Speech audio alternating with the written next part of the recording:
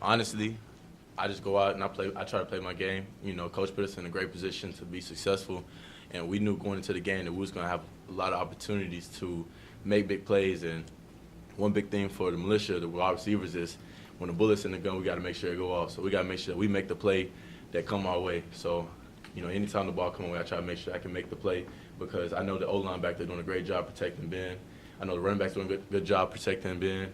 And, I know Ben back there make sure he do the right job to get the ball to the right place. So whenever the ball in the air, I just try to make sure I can make the play, do my 111th on the field. Seemed like before your first touchdown, you and one of their DBs were talking a little bit, Paul, I think, and then the next play you broke the long touchdown. Does that motivate you more when someone's trying to get in your head like that? Honestly, yes. So, if any other future DBs see this, you can come out, you can talk as much as you want to. I just use it as fuel. You're not gonna get too much from me, but just know I'm gonna use it as fuel, and you're gonna have to feel it. So, I try not to get too wrapped up in that stuff, and the personal foul close to the end of the second quarter, I think, something like that.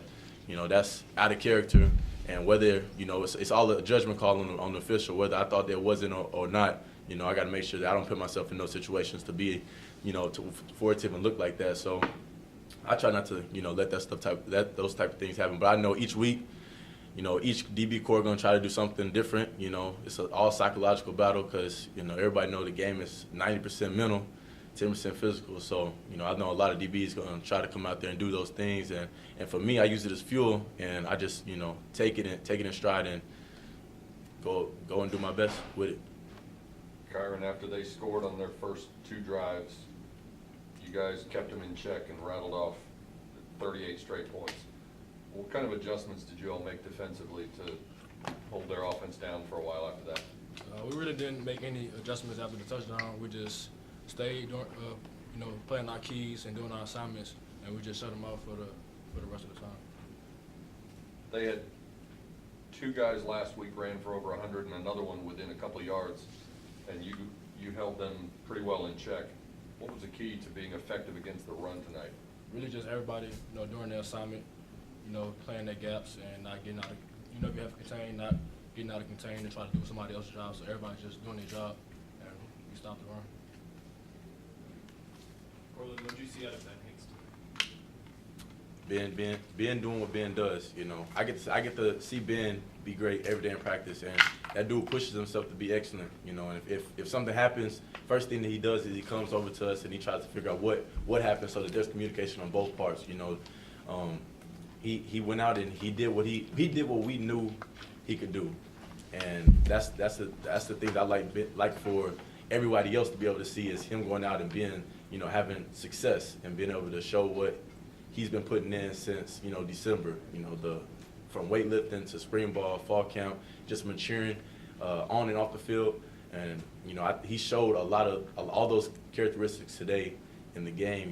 We had to bounce back, being down 10-0. We didn't score the first couple of possessions. Then there was a pick. Well, no, they dropped it. Just small adversities throughout the game. He showed his resilience and came out and he didn't let it bother him, and we were able to put up the points on the board, on the run game and in the pass game. This team is the first SMU team ever to score 50 points 2 weeks in a row. What does that mean to you to be a part of that offense?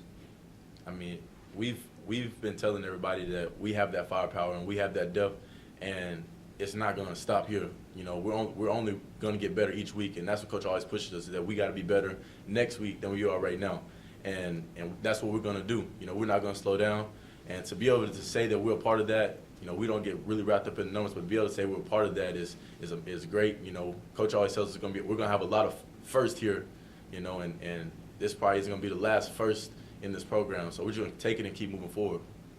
Now, Kyran, when you have an offense that's that potent, does it kind of motivate the defense to kind of play a lot looser and give you guys the opportunity to say, okay, we can make this play because we know the offense has our backs? Yeah, most definitely motivates us to, make more plays and turnovers like that. But, going against them every day in practice, it also makes us better, makes us a better defense, and it shows every weekend. After you had the long stretch where you shut them down for a while, they scored 22 points in the last quarter and a half. And obviously, some of that was desperate plays. They're playing catch-up because you all had a big lead. Overall, how would you assess the way the defense played today? I think we played, really well. Right now, we just focus on our next opponent. Anything else for these guys? Kyran, how important is it to play with a talented player and a leader like Justin Waller? It's really important. He pumps us up every game. He keeps us, on our P's and Q's. So. Thanks a lot, guys. Thank you, guys. Hey. Thank y'all, appreciate it.